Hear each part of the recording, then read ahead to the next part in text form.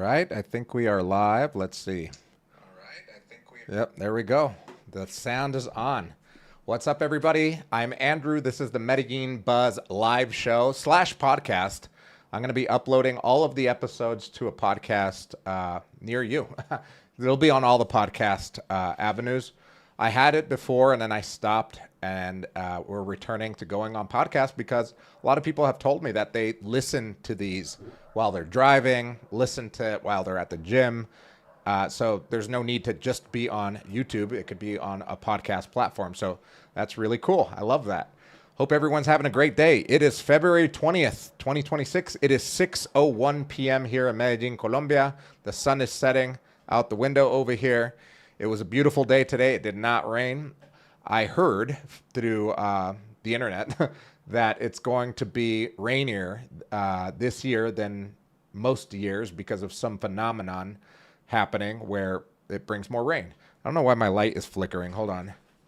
There we go. All right, there we go. It was just the Edison bulb. I think it's going out, so if it flickers, I might just turn it off. But anyway, it was a beautiful day. It was a great week. Very productive week for us here in Medellin, for my team, for our marketing team. As many of you know, I have multiple businesses. I handle the marketing for all of them, and it's been a busy year so far.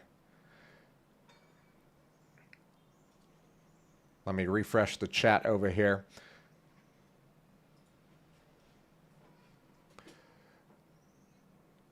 So what about you guys? How was your week today? Or how was your week so far?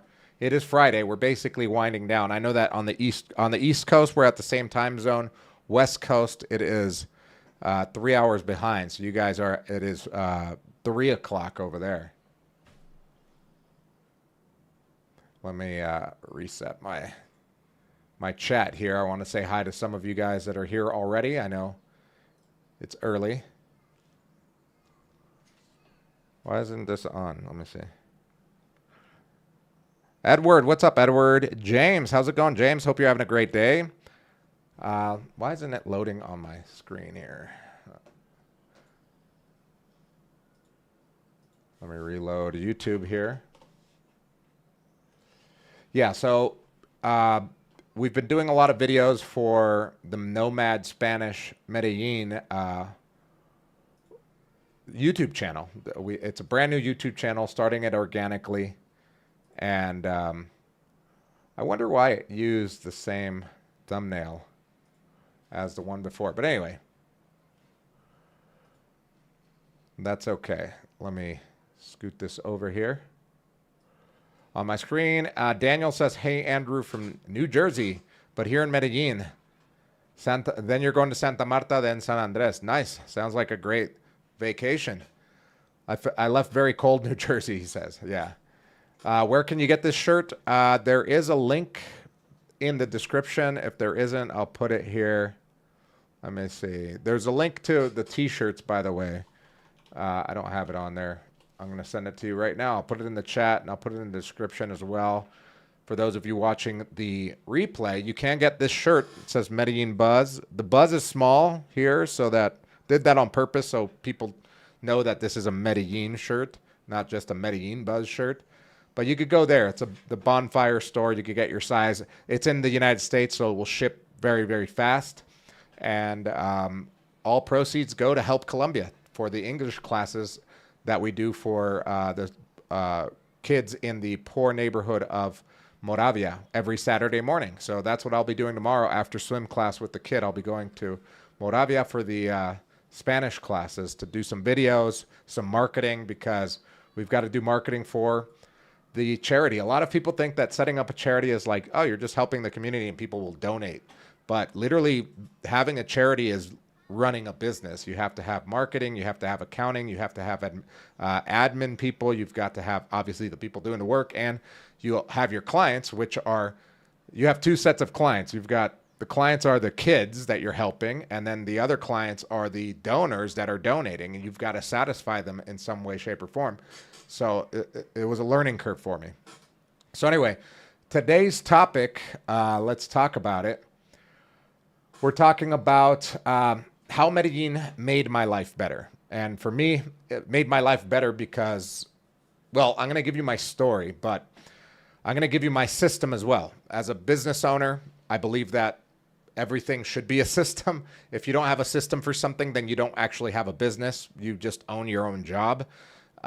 Once you actually build a system for something, then you actually have a business. So I dealt with my life and I deal with my life through systems. And when we have a new project, we make sure that we have a system and we document that system so that anybody that comes to work with us can just fall into that system and we don't have to retrain. I don't have to show people mundane tasks that they can just go watch a video for and do. So I'm going to tell you my system for living in Medellin. A lot of you already have the budget to live in Medellin, so you're not like the broke dreamers. A lot of you are just stuck on obstacles like not having the remote work, or maybe just not knowing what the visa processes are like down here, not knowing what to do about banking down here, housing, or even just setting up your routine down here. You've come down maybe for a weekend, 2 weeks, maybe months at a time, but you just can't stay here longer because of an obstacle. And obviously I get it. I get those obstacles, and I'm not here to tell you that I can fix all those obstacles, but I could definitely tell you what I've done in my life to be able to live here full time and be part of the, I guess you could call it 1% of Colombians that can live the lifestyle that I lead and have the businesses that I have, and also influence people to help them make their transition to have a great life in Medellin, whether it's part-time or full-time. So it's the people that have success down here through our Medellin masterclass, and even myself included, it's not because of luck. It's no big secret either. It's just basically removing friction first, then scaling the lifestyle. I've been here for 16 years. I've helped people relocate through the Medellin Masterclass. I've helped people buy property through the MedellinLivingRealEstate.com company that we have, the brokerage company that we have here. So today I'm kind of laying out a little blueprint for you. We're going to talk about fixing the friction, and then Medellin starts paying you back. And this can apply for anywhere really that you want to live. So take it however you want. What's up, Alan? How's it going? Erica says, hi, I am Colombian. I like your videos. Thanks for sharing your point of view about the country. Thank you. I appreciate that. Alan says, my wife is from Medellin. We are headed down Sunday for 3 weeks. Wow. Awesome. El Poblado coming from St. Pete in Florida. Need a good Mexican restaurant. There are a couple good Mexican restaurants now. Danielle says, Andrew, we're looking to buy a condo in Laureles. We love the area near UPV. I reached out to your real estate company, but I wasn't able to reach you directly. Are we able to connect, please? No, I do not sell. I only do marketing for all the companies that I have. I don't do operations. I only do marketing because that's my lifestyle and that's what makes me happy. The people that do the operations for the Medellin Living Real Estate Company, they do a better job than I do at the sales part, at the analysis part of the real estate, of following up, of making sure that you're not getting screwed on a deal, of connecting with your attorney if you already have one, or connecting you with our attorney, Juliana, to help you through the process, whether it's not just buying the property process, or maybe you need a visa as well so that you're within the required limits for buying a property down here for the visa purpose. So the person at the Medellin Living Real Estate Company that you'll be talking to is AK, my business partner, and he heads all of operation and sales there. I only do marketing for that. So just to be clear, just like nomadspanishmedellin.com, if you want to learn Spanish here in the evenings from 5 to 7, I'm not going to be your teacher. I've done that. I was a teacher for 5 years almost, and I'm not going to go back in the classroom to teach because I rather focus on what I'm good at, which is marketing. Same with our property management company, 5-Star Hosts. I don't actually greet people when they come in from Airbnb. We have our team that does that. They do a way better job than I do at that. and same with the Medellin Masterclass. I actually am very involved in operations of the Medellin Masterclass, but it's more automated, and I am part of the group and very active in the group. That's the only real way to get a personal reach for me is through the Medellin Masterclass. If you do want to buy a property, you'll deal with my team. Obviously, if you're down here in Medellin, I'll go and meet you when you go look at a property or something on that day. I do that all the time. I love meeting people, but actually working for you, that's a whole different level. MTY says, I'm planning my first visit with my wife sometime this year. We are planning on visiting the Adventist University in town since we grew up Adventist. Okay, cool. Lido, what's up? Lido says, what's up, Andrew? Edward says, just bought a condo in Ciudad del Rio, El Poblado, waiting for the construction to finish before the year ends. Yes, so I saw your video, brother. Great video, man. Keep it up. You should do more.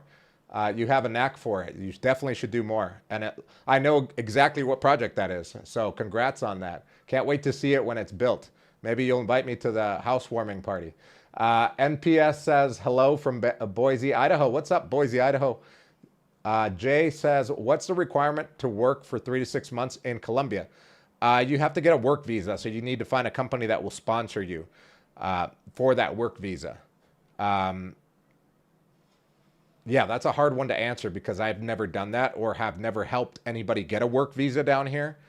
I don't know the answer to that. Like what the business requirements are. Like if you have a business, how can you sponsor someone? I know that you have to have a certain amount of money in the bank per person that you're going to sponsor with a work visa. I know that part because we were about to do it with an employee that we had from Venezuela before the big influx after COVID. It was way before COVID when we had our office and we had a digital marketing company, and he was Venezuelan. Amazing guy. I don't know where he's at. We never kept up, but he was one of the most amazing workers I've ever had in my life.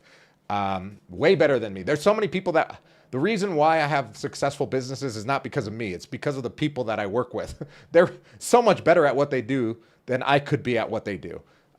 So yeah, he was amazing, but we couldn't sponsor him because the business needs to meet certain requirements, and we were a new business, so we didn't meet the requirements, but we figured it out with him.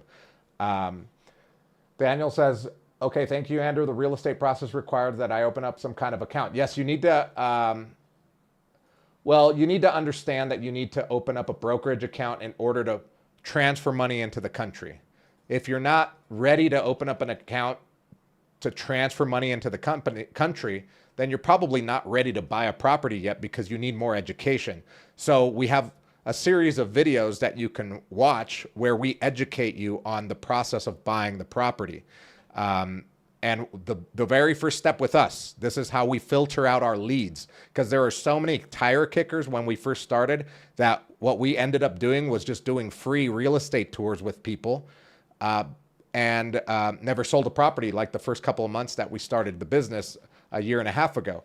Since then, we tightened up how we filter our leads. We want to work with people that are ready to buy within the next 60 days. If you're not ready to buy a property within the next 60 days, we have a bunch of educational material for you to prepare for two reasons. One, because we do have people right now that are coming into the city that are ready to buy right now. Those are the people that we want to show properties to. Not only are they ready to buy, how do we know they're ready to buy right now? Because they're educated enough to know that they need to open up a brokerage account to transfer money into the country because they don't have a bank account in Colombia. So they have to open up the brokerage account. That can be done remotely in the United States. We have a contact at Alianza, which is a brokerage firm. We connect them with that person on WhatsApp. They open that brokerage account. You don't need to fund it. It's not like you need to bring down 200,000 or whatever hundred thousands of dollars that you have as a budget for your property. You just have to open up the brokerage account. It's free to open up. There's no maintenance fee or anything. You only get charged when you actually make transfers into your account once you're ready to buy or you found your property and you're ready to sign paperwork on it. But that first stepping stone weeds out the tire kickers or the people that are just not ready to buy yet because they just don't know the process yet. And we can't spend time on people with calls to educate them on the whole process. That's why we created the videos. And I think that's what I'm getting at with this topic of the video today of what's made my life better here in Medellin.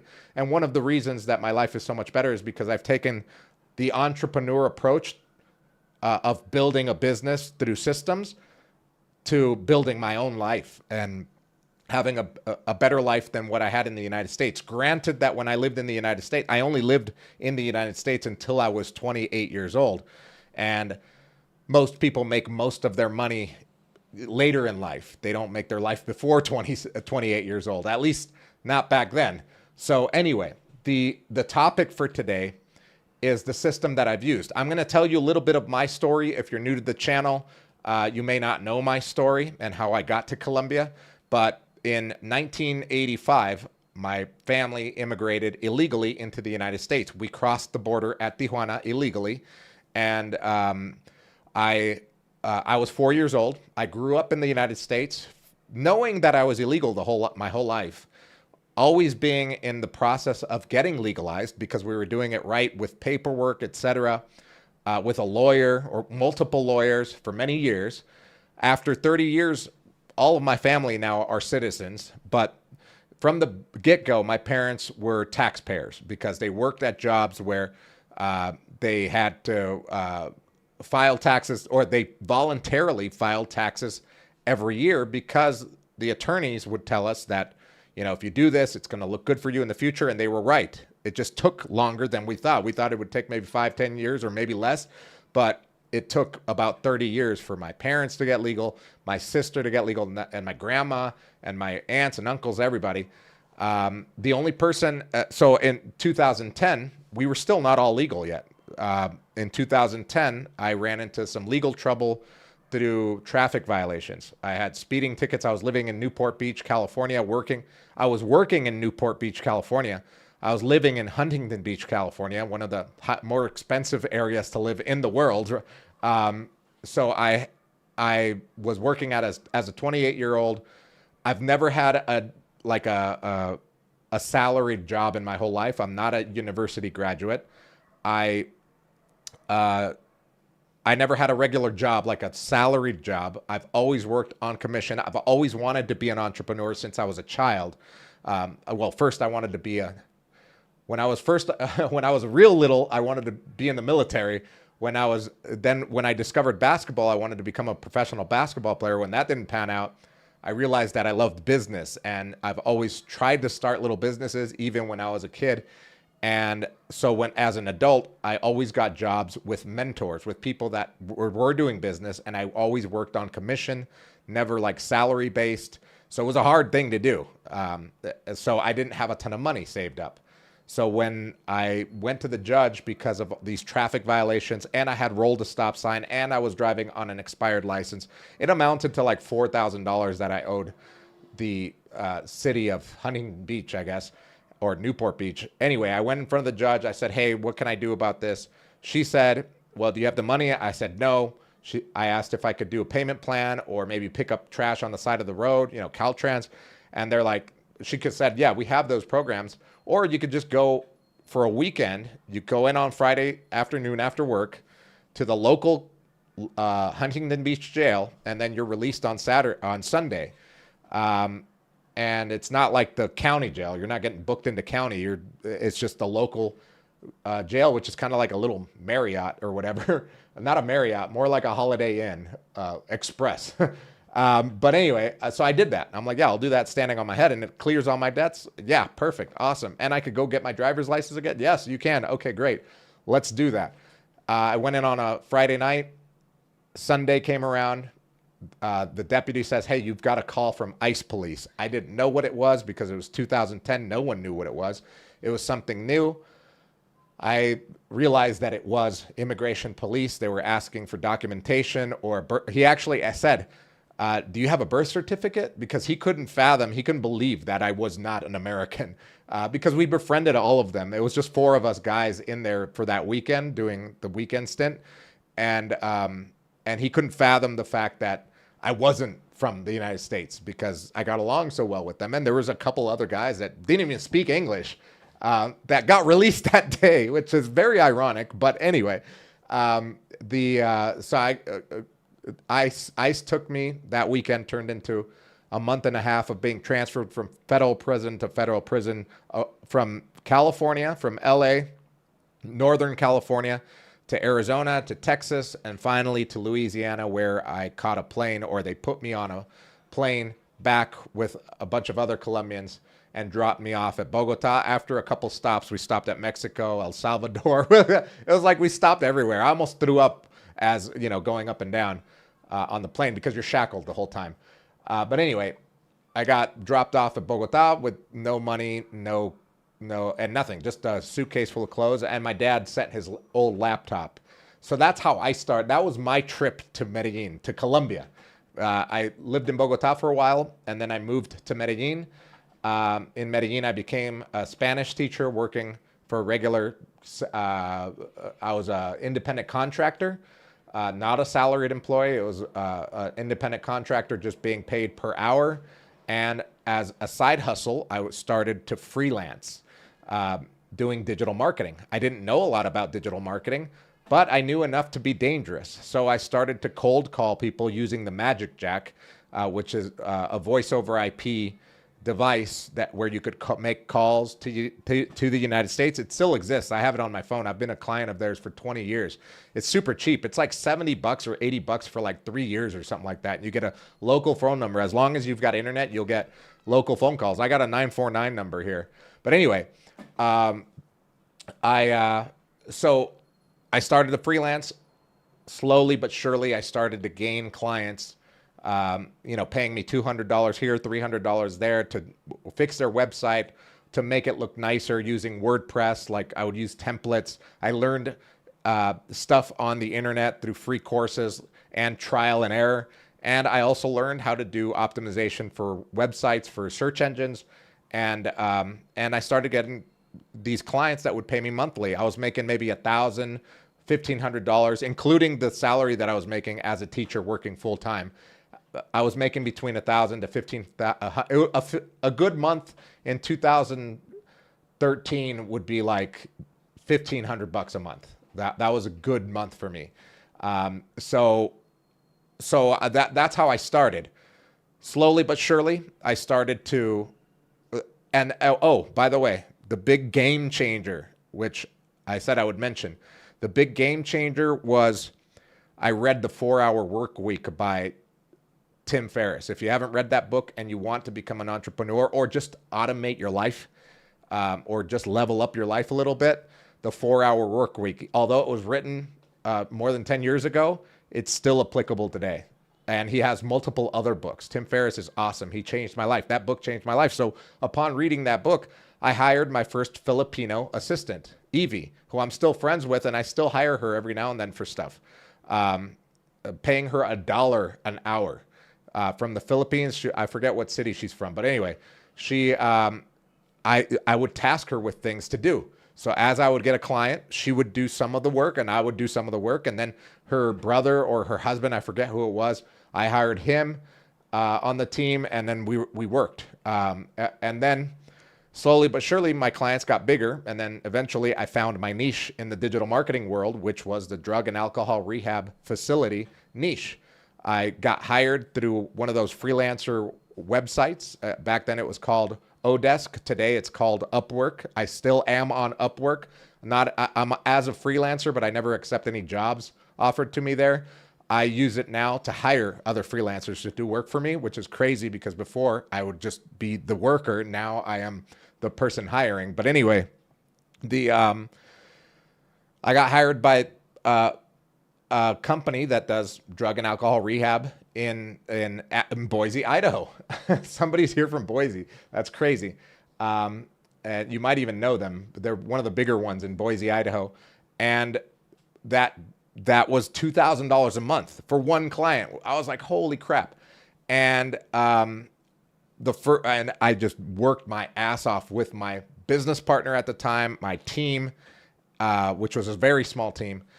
And we worked our ass off and we helped them grow. And then that $2,000 budget went up and up and up and up and up, and it kept going up. We still work with that company, by the way. I've automated my digital marketing side of my life through outsourcing and through my team. I still do that, and it's great, and I love it because I love the mental health space and that niche. But I focus on marketing. I don't do the mental health part. I just focus on marketing. I think you've seen the trend. I only go after things that I like, and I niche down. I think that's the one of the main points to any system or any business is to actually niche. What do they say? The riches are in the niches. If you niche down and you become the best at that niche or one of the best at that niche, you'll get paid handsomely.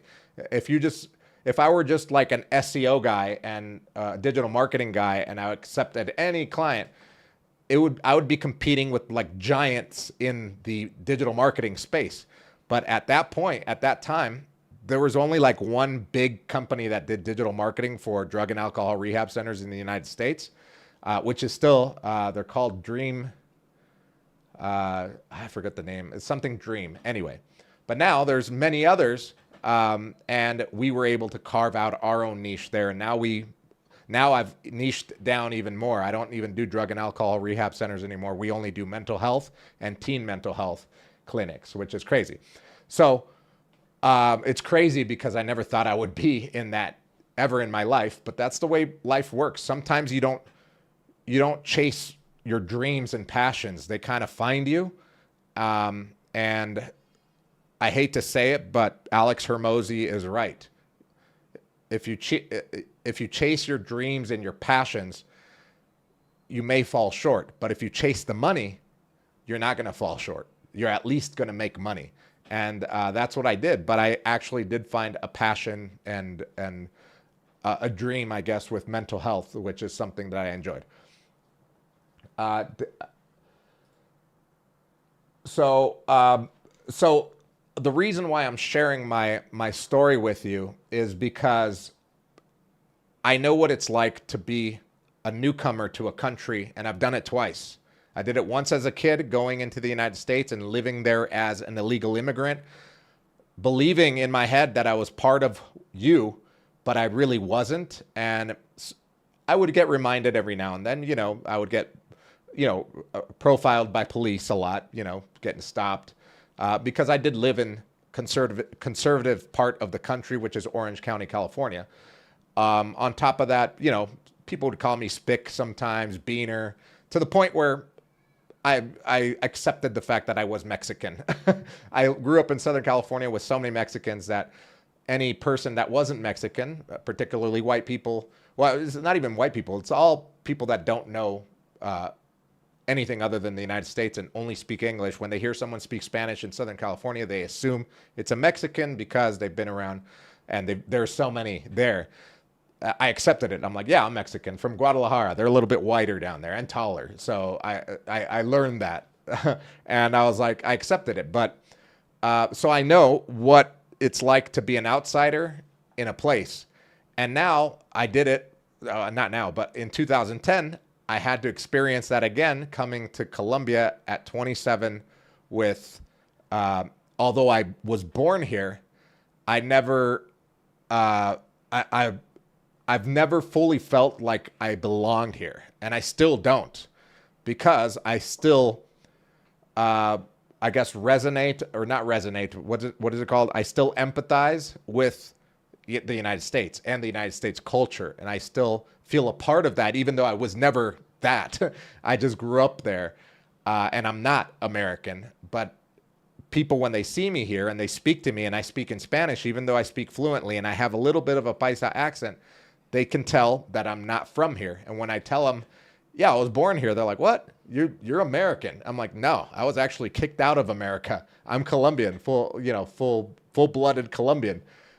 So I'm not from there. I'm not from here. So I know what it's like to be new somewhere. And that's why I have this passion with the Medellin Masterclass and helping people make their transition to Medellin, whether it's part-time or full-time, because I want to make that transition smoother for people. I don't want people to have to go through hardships like I had to when I first got here.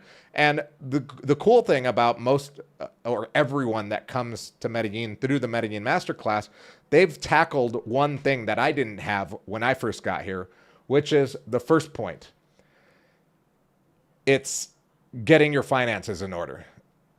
If you're coming to Medellin, you definitely want to have your budget set, and you want to have that stable income coming. I've always told people that your income should be around $2,000 to $3,000 a month in order to live comfortably. You're not going to live a life of luxury. Well, with $3,000, you're close to it. But $2,000, you're not living a life of luxury, but you're comfortable in safe neighborhoods, nice apartment. If you want to live in neighborhoods like La Frontera or places like Envigado, Sabaneta, you could easily do so with that budget.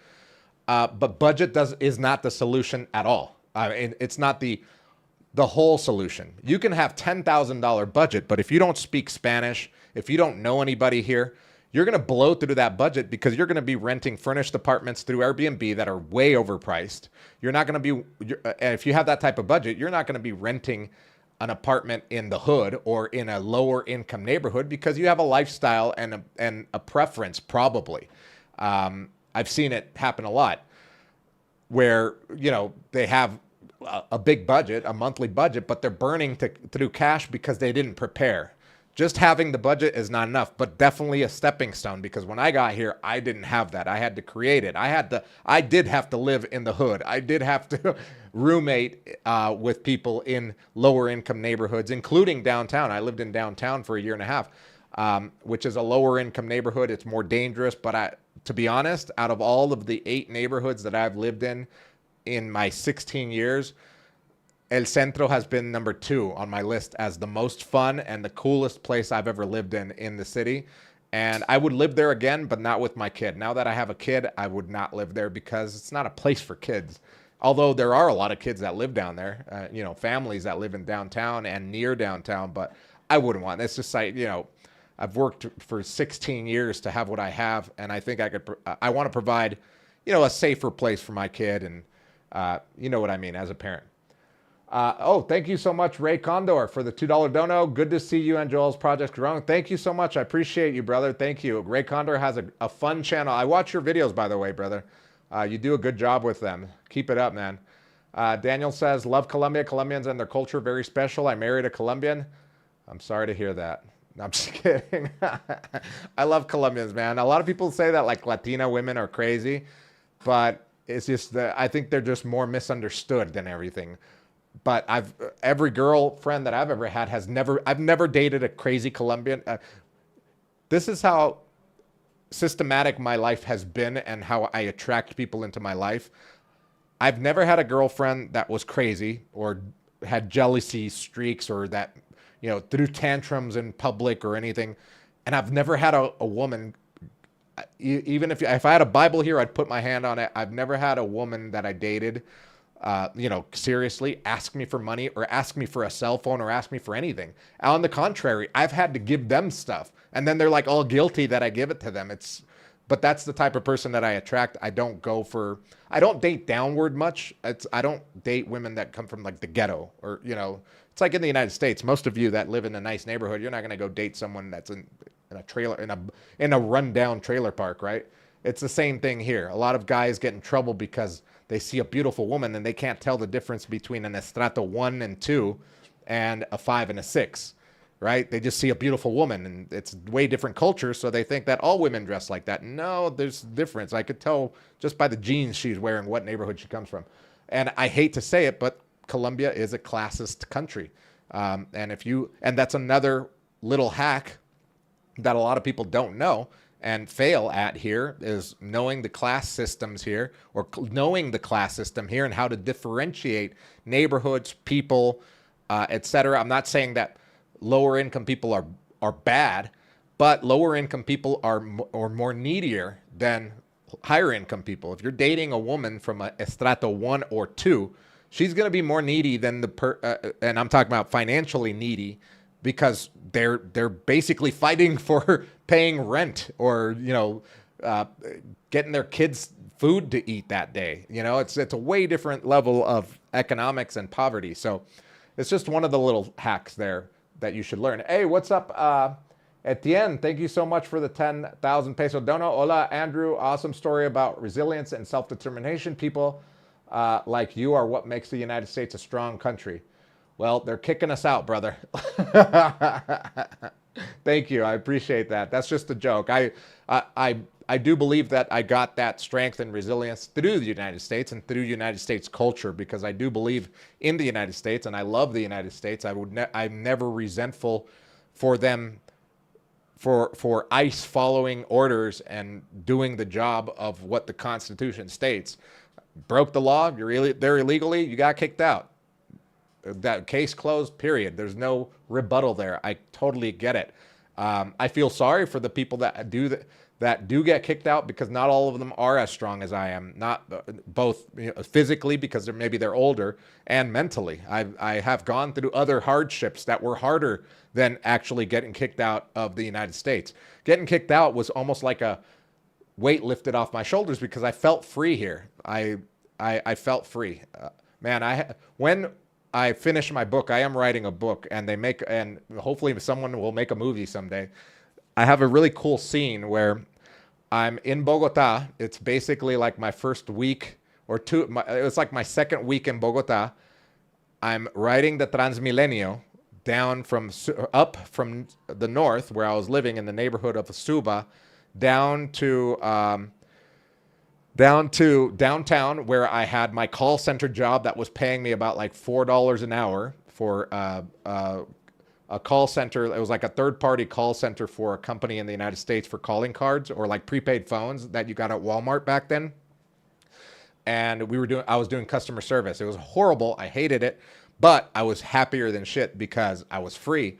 And I had an old Nokia phone, those phones that had Snake on it and stuff, like the old phone, because that's all I could afford at the time. And I had headphones, and I was listening to the FM radio, and there's a radio station here that plays music from the United States, like rap and rock, and the song Empire State of Mind came on, and Jay-Z says, if you can make it here, you can make it anywhere. And I thought, man, if I was in New York, I could make it in a flash. And this is when I had nothing. I just had the clothes on my back.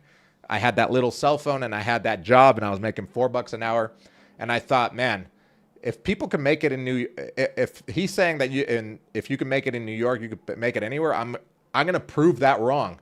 If I can make it in a third world country or a developing country, I can make it anywhere. So I was determined to prove a point. And I made it. Elizabeth, what's up, Elizabeth? I was poor after college, but didn't realize how good I had it until I traveled. I think putting you in shackles was a bit much, though. Who should play you in the movie? Denzel Washington. Well, a young Denzel Washington. I'm just kidding. I don't know. I was kidding about that, but in my book, that's like a scene that I'm writing.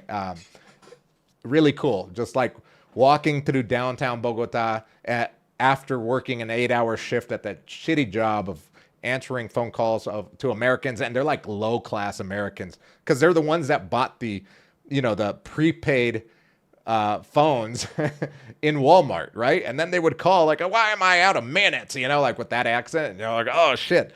In your mind, you have to follow the script. You're like, oh yeah, did you try this? Did you try that? Did you try putting money into it? Like, oh, I did put money. Oh, well, I think you ran out of credit, sir. Well, fuck you then. Oh man, I've had multiple jobs where I worked at call centers as a kid, like 19 years old. Excuse me. And that was probably the worst one I've ever had.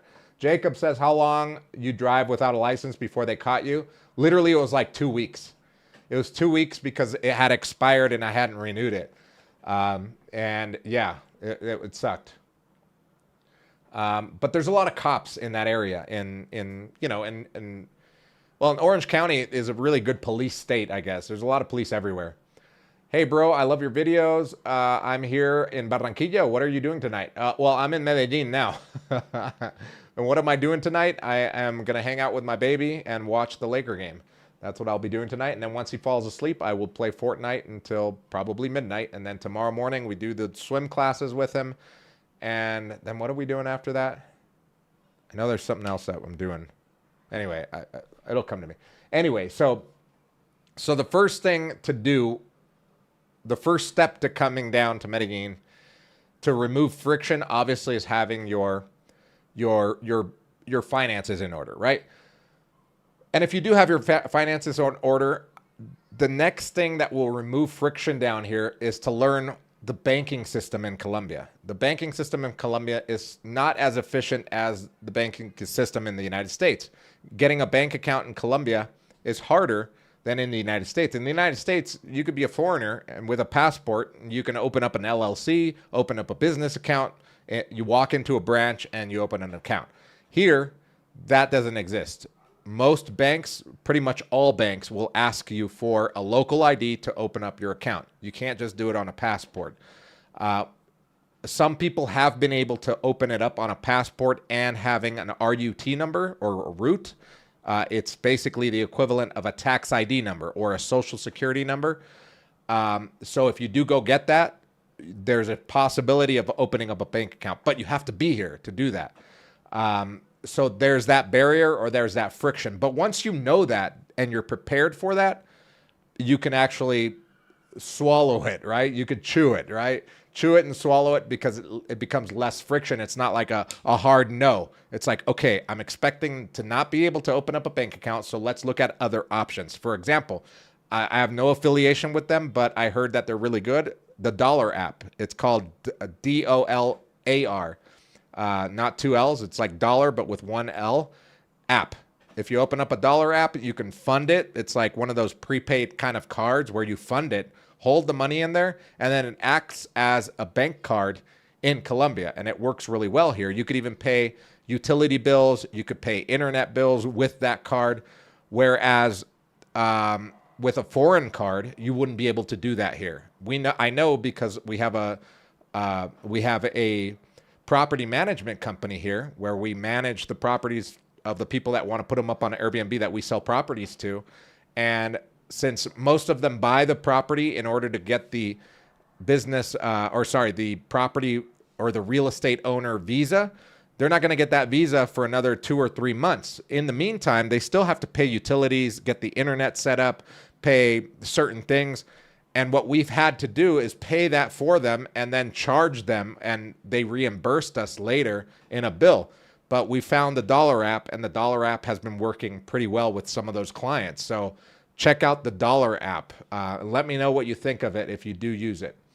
So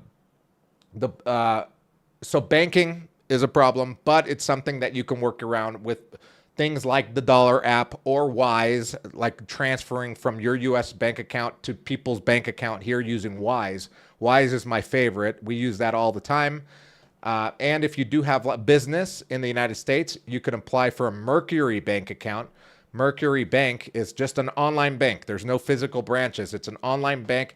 Typically, when I got my account there a few years ago, they were only accepting businesses that were somewhat in the tech space. Since we're a digital marketing company, I was able to open up there. I don't know if they've opened up to other industries or other sectors, but you can hit up Mercury Bank. The positive thing with the Mercury Bank is that they charge zero for international transfers.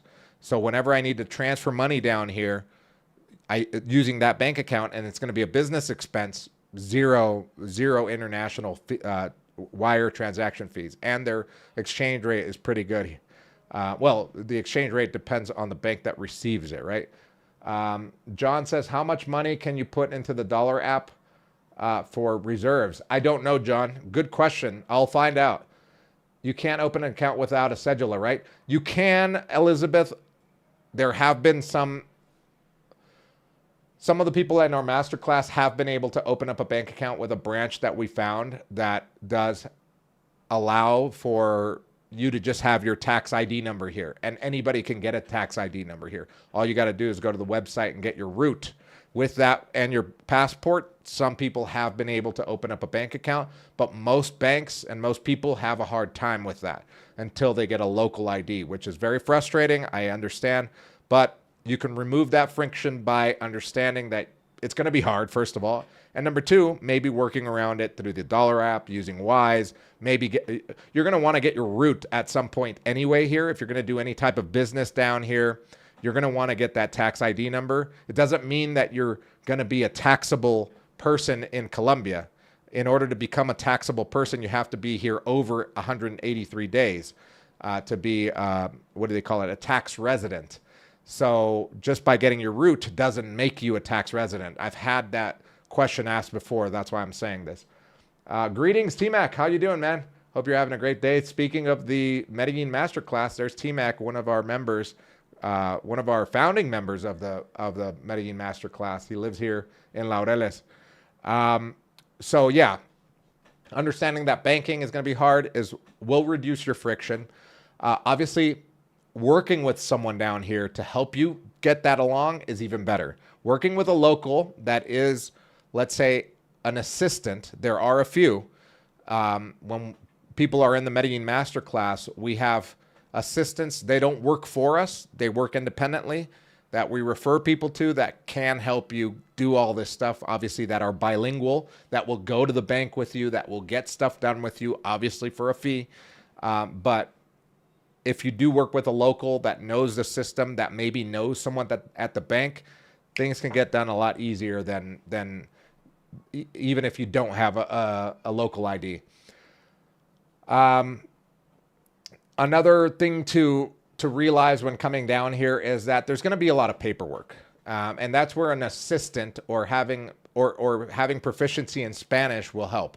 I'm fluent in Spanish, and I don't deal with a lot of paperwork. I deal with it enough where I can read it and understand some of it. But when it comes to legal stuff like contracts with independent contractors, with employees, contracts for property purchases or sales, I have my bilingual attorney.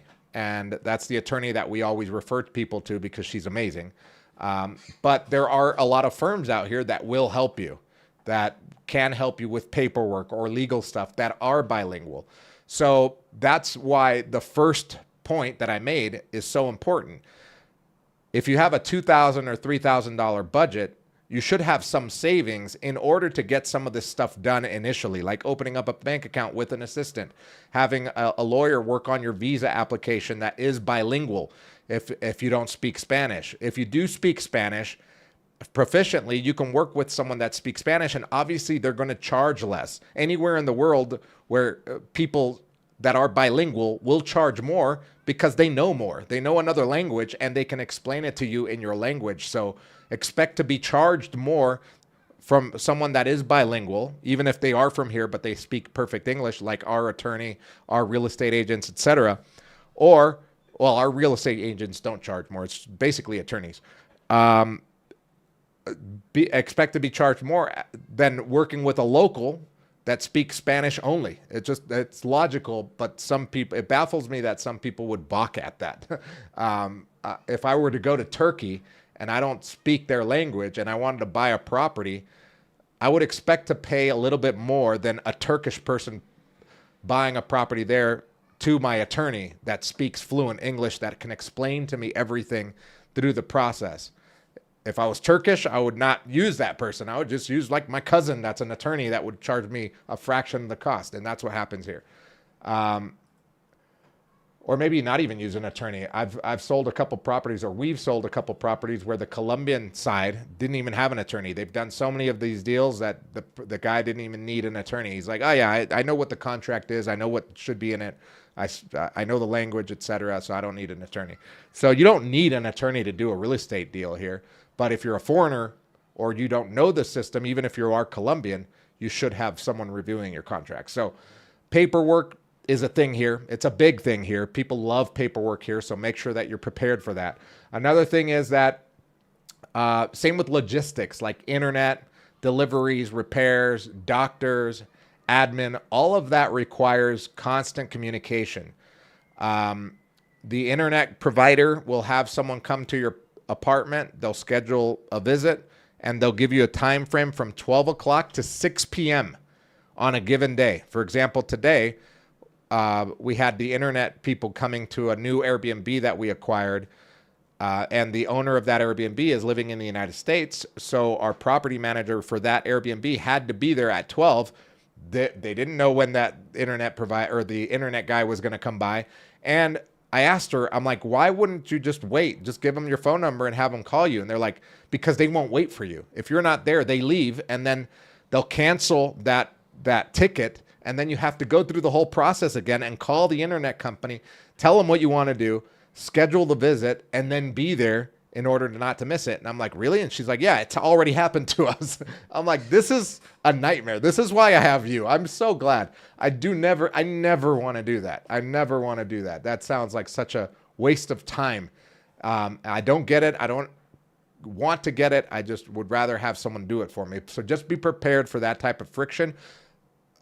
Sometimes people get lucky and things go really smoothly, and that's amazing. That's great. And to their favor, the internet companies here and the government have made strides to make things easier. They're not perfect. Systems go down. Internet or like their website will go down for government services or government information. Websites go down sometimes. So yeah, there's things that happen that don't happen in the United States often, especially with bigger companies. I know that, the United States is a big customer service country, and sometimes you do have lack of customer service, but the level will be different here. All right. Yeah. Oh, so yeah, I've met many people coming down here, and I met this one guy. This was years ago, and he had some money, but he was stingy. He didn't want to spend it on hiring someone to help him do stuff here. So he was always complaining. Every time I'd see him, he was complaining about something like, oh, the internet guy didn't come, the carpenter didn't come, the cook doesn't know what she's doing, or whatever, like at a restaurant, always complaining about stuff. And first of all, I didn't speak Spanish. And number two, he didn't want to shell out for an assistant to help him with the difficult things. So he was always complaining and complaining about the system. Till one point, I just said, well, what are you doing here? Why do you even live here? Why do you even want to be here with all of this friction, with all of this angst you have against the system? And you're not doing anything about it. You're just complaining all the time. And I think he got it then, because I ran into him later and he had figured things out. He had an assistant helping him getting things done. He felt, it looked like he was less stressed. He had gotten a Colombian girlfriend that spoke Spanish, so his Spanish was only. So he started to speak more Spanish with her. This was years ago. I haven't seen him for a while, so I'm assuming his Spanish is a lot better now. But I remember those first few years were just like, I was like, bro, why even come here? Is it like, are you that hard off in the United States that you have to live here? Or what are you running from over there? Why wouldn't you just live over there in a lower income state or city and have a lot less friction than here? And I think that kind of like changed his mind and got in gear, right? So expect that. And if you want to do it yourself, just don't complain about it when it gets hard, because it will get hard. Complaining is the worst thing ever. So for those that are wanting to relocate to Medellin at some point, your first month is going to be more of like the boring operational stuff, right? You're getting set up. Maybe you're buying a property. Maybe you're just looking for an apartment to rent that's not on Airbnb. That first month is going to be some work, right? And you can delegate that work to other people if you want, and if you have the budget. If you speak some Spanish, you could do it yourself, definitely. If you don't speak Spanish, it will be harder, but it can be done. I don't think anything is impossible, but you can do it. But yeah, the first month, or maybe even the first 2 months, is going to be a little harder than expected, I guess. And you should definitely prepare for that. The next one is, what's up, Gordon Mack? How you doing? Hope you're having a great day, Gordon. The next point is that, let me see, where was I? Yeah, there we go.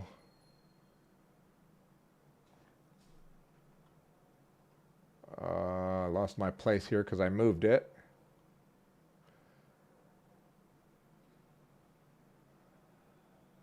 Okay.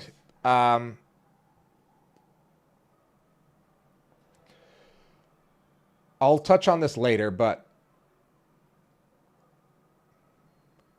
okay, so the next step is to set up a routine. That's one of the things that I tell everybody that wants to live here longer than just a month, right? Or even just a few weeks. Having a routine here is primordial for relocation. If you want to become an immigrant in Colombia, or as some call it, an expat in Colombia, in Medellin, I think this could be at anywhere in the world that you want to relocate to or even live in.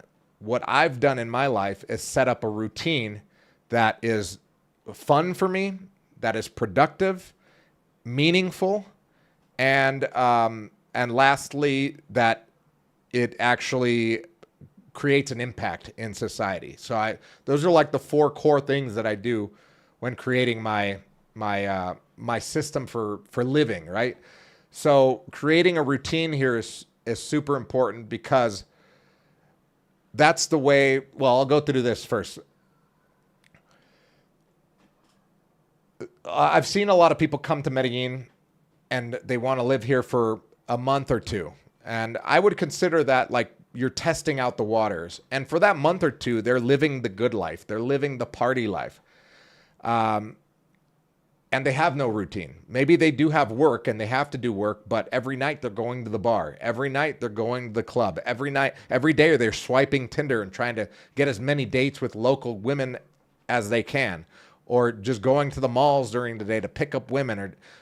And it's stuff that they wouldn't do back in their home country, but they do it here because they get like a wild hair up their ass and then they go crazy. And maybe they do have a remote job that they have to be at, but they have no routine, so things get carried away. I met a guy here who is he's a real estate broker.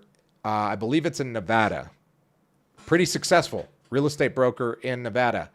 Ran his brokerage firm remotely. He could be anywhere in the world. So he came down here for a month. In that month, he became an alcoholic. His business partner almost left him. Actually, they did separate. This is the crazy part. They separated because of that 1 month down here, because this guy just went haywire down here.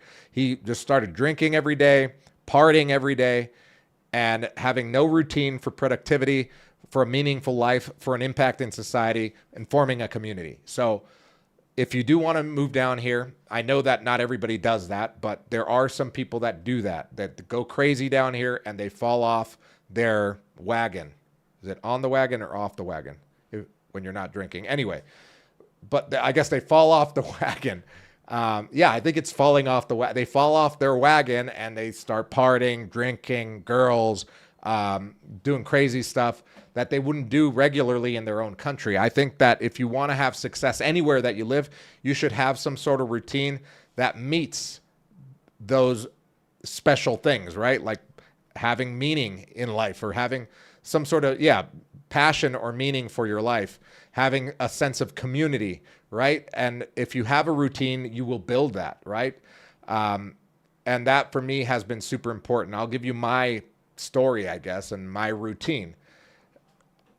The only reason I know it's Friday today is because I go live every Friday at 6 p.m.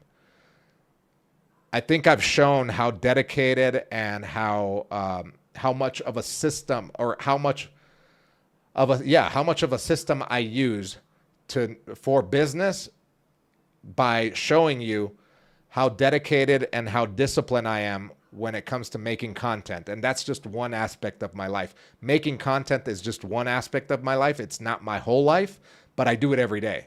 And the reason why I'm so consistent and people would say like, wow, I can't believe that you've put up, a video every single day.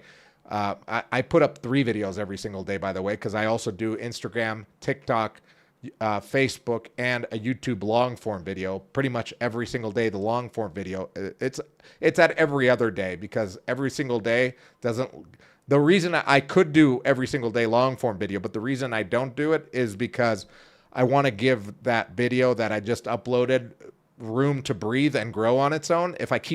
I noticed that when I was doing a video a day, the other video wouldn't grow as much. So if I give it like a day or two to breathe, I get more views on it. Sometimes it takes some time to get the video some traction. So what I'm trying to say is that the only reason I know that today is Friday is because I go live. I have a routine that's the same every single day, pretty much. It varies on to where I go, but what I do is the same. In the morning, I wake up. I'm not a morning gym guy. I've tried it. I've tried to be a 6 a.m. morning gym guy, and I'm just not that guy. Not yet. Not now in my life. When I was younger, I was that guy. Not now. At 46 years old with a 1.5-year-old, I'm not a 6 a.m. Gym guy. I go to the gym pretty much every single day at 3 p.m. So that's my routine every single day, except for Sundays when we do Ciclovia and Family Day. But every single morning, wake up, get ready, listen to my podcast as I get ready. I listen to various podcasts. I listen to a lot of Alex Hermosi, a lot of YouTube informational podcasts, real estate podcasts. Sometimes I'll listen to like CNN or Fox News or some sort of news outlet from the United States in the morning as well. I don't subscribe to any political ideology in the United States. I like to get all of the information and be like, okay, that was funny, or okay, that's interesting. So I try to get information for both sides. Sometimes I'll just listen to something from like the Daily Stoic. I love Stoicism, or just something entertaining as I get ready. And then I always listen to a certain podcast on my walk from my house to the cafe, which takes me about 20 minutes, maybe 15, 20 minutes, where I sit down and I get to work. And the first thing I do is I take out my notebook and I write the 3 things that I need to get that done that day. No ifs, ands, or buts. If I don't get those 3 things done, then that day was a failure for me. It's not 10 things. It's not 100 things. It's literally just 3 things that will move the needle to get done that day, and I will be happy, because then I also have my kid to deal with, and I also have to deal with family. I've got a 93-year-old grandmother where my parents are taking care of her, so got to be there for support, whatever. So we do have that going. So there has to be a routine. I think that anybody that moves down here should come down here and set up their routine in order to be successful in the country, to reduce that friction of not knowing what to do with their life when they're down here. So if it's you, let's say you don't know how to speak Spanish. Maybe you do have a remote job. Maybe you have a remote business.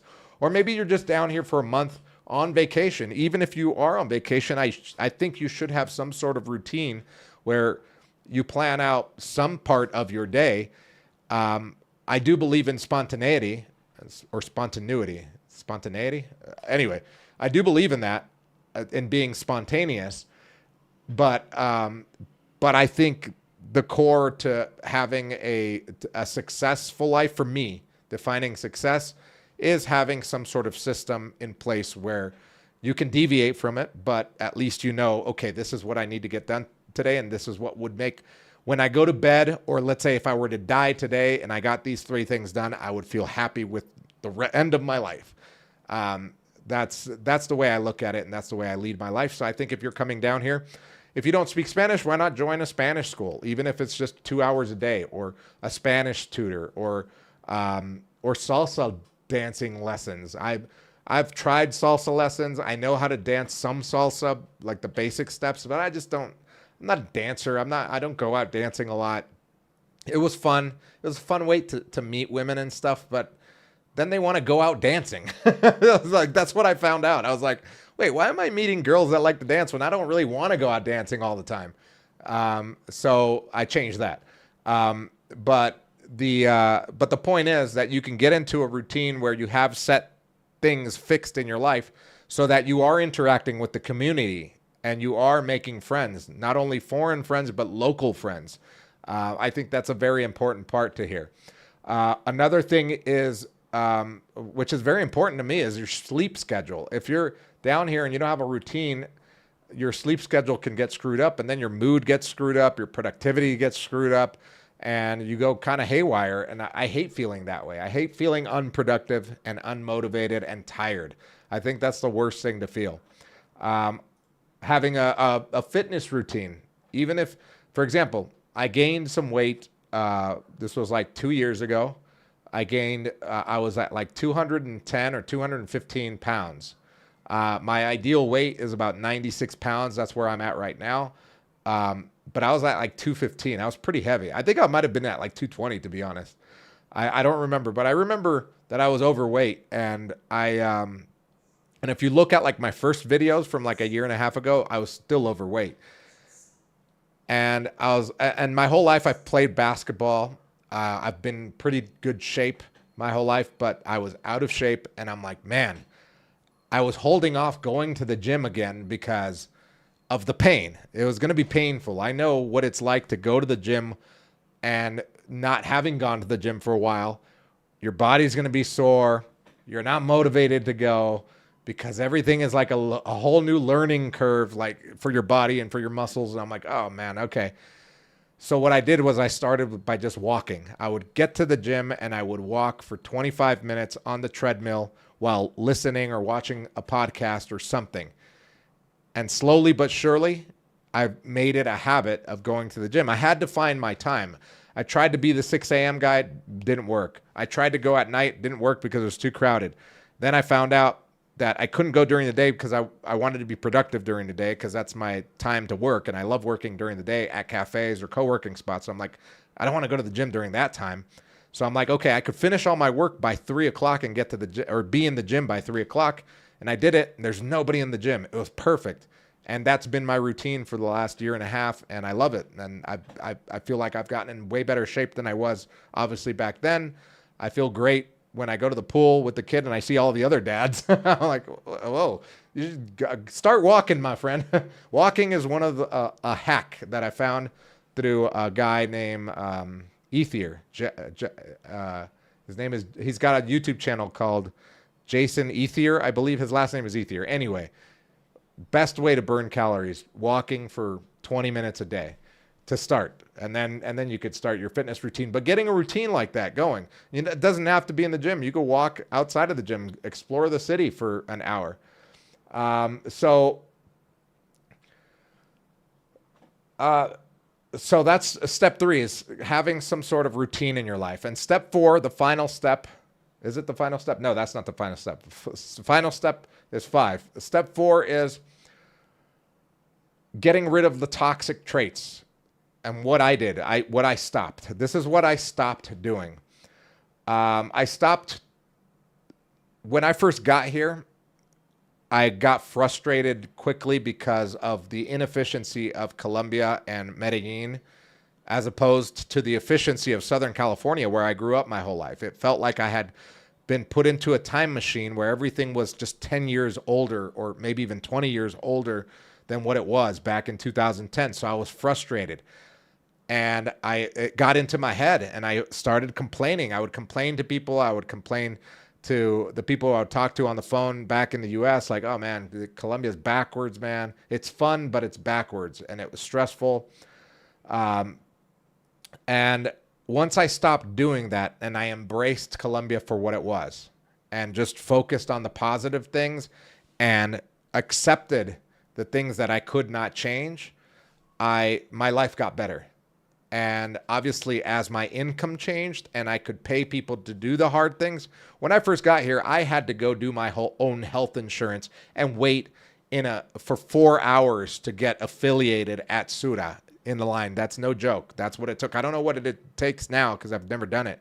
I think they've updated their system since 16 years ago, but I had to wait in line for about 4 or 5 hours. I took my laptop and I remember, and I was working on my day off from teaching just to sit in line to get my health insurance so that I could be employed, because you need health insurance here to be an independent contractor.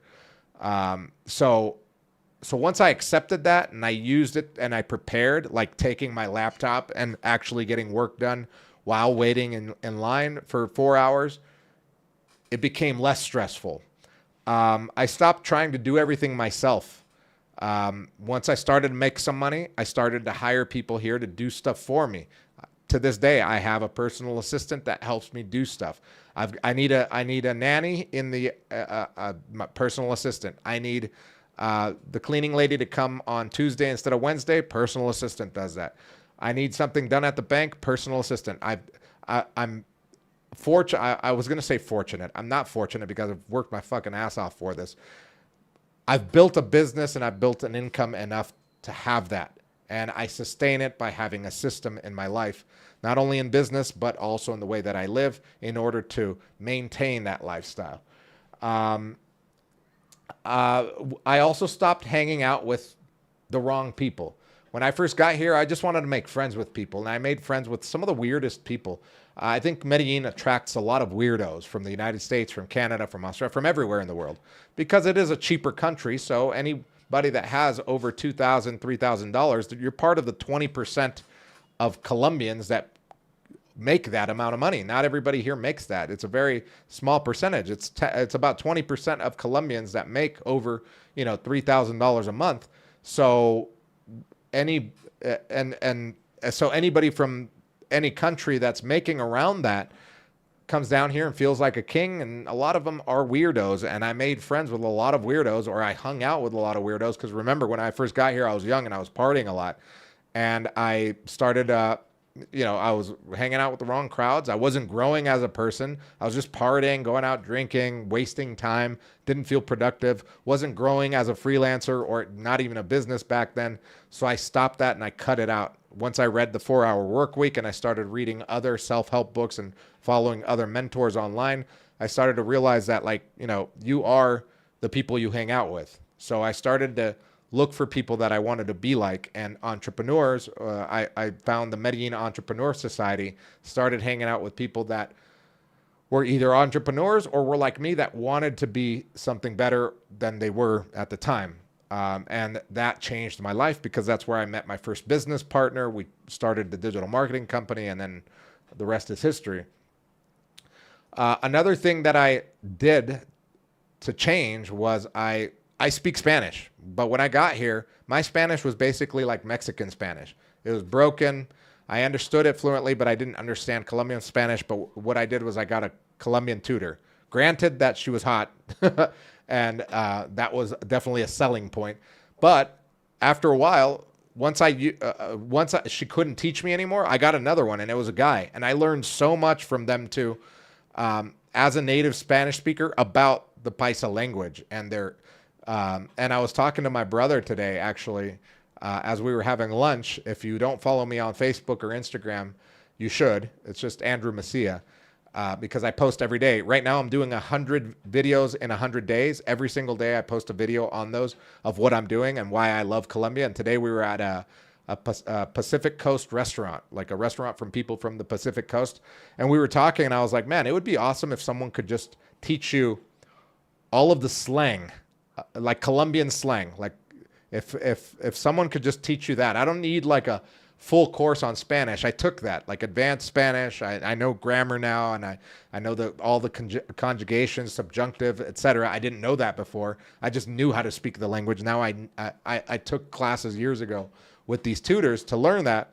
But it would be awesome if I could hire someone and say, like, just teach me all the slang, but in a structured system. I don't want you to just wing it. I want to show me the structured system you're going to use and why you're teaching me this and what the outcome is going to be, and I'll hire you.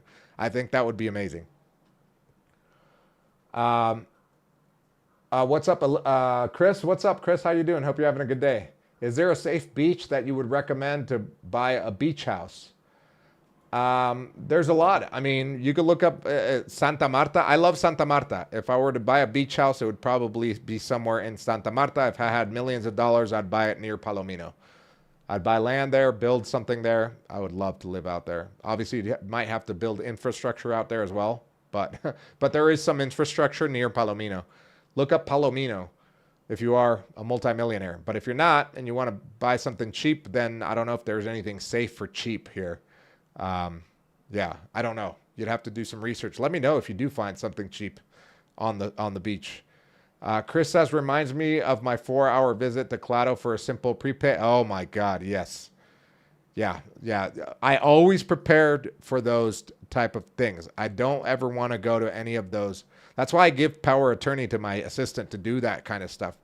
And for example, my cell phone is owned by the company. So if something goes wrong, a representative of the company can go fix it for me. I don't want to go stand in line for 4 hours, man.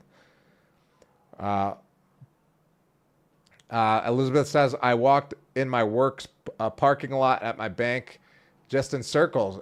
Hey, it's better than nothing, I always say.